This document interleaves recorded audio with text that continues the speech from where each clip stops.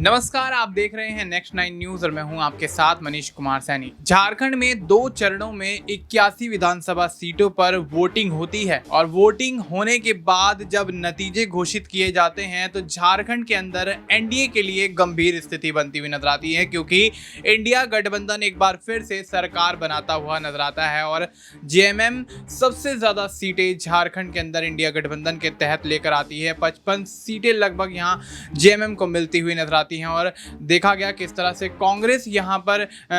पिछले विधानसभा चुनाव की तरह ही बेहतर प्रदर्शन करती हुई नजर आई, लेकिन जेएमएम कांग्रेस का इंडिया गठबंधन एनडीए गठबंधन पर काफी ज्यादा भारी पड़ता हुआ नजर आया और देखा गया किस तरह से हेमंत सोरेन और उनकी धर्मपत्नी जो कल्पना सोरेन, जो कि पहली बार चुनावी मैदान में उतरती हुई नजर आई और राजनीति में पहली बार ताल ठोकते हुए विधानसभा चुनाव लड़ने के बाद पहली बार में ही जीत दर्ज करती हुई नजर आई। अगर बात कल्पना सोरेन की हो रही है तो आपको बता दें कि कल्पना सोरेन पहले एक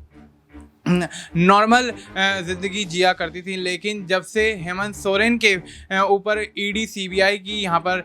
जो कार्रवाई होती हुई नजर आई और जहाँ हेमंत सोरेन को जेल जाना पड़ा और उनके ऊपर लगातार ईडी सीबीआई सवालों के घेरे में उनको लेते हुए कार्रवाई करती हुई दिखाई दी, तो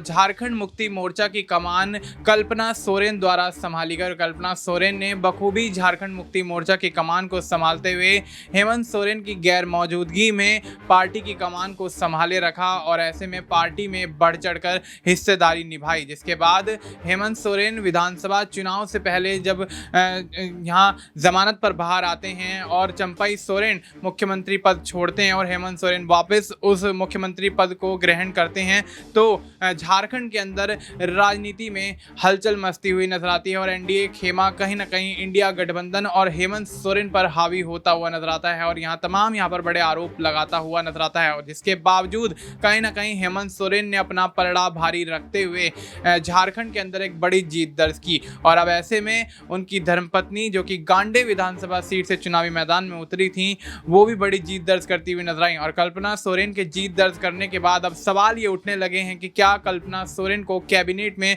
मंत्री बनाया जाएगा, क्योंकि पहली बार विधानसभा चुनाव में उतरती हैं, पहली बार बड़ी जीत हासिल करती हैं। देखना दिलचस्प होगा कि क्या कल्पना सोरेन को झारखंड मुक्ति मोर्चा सरकार में यहां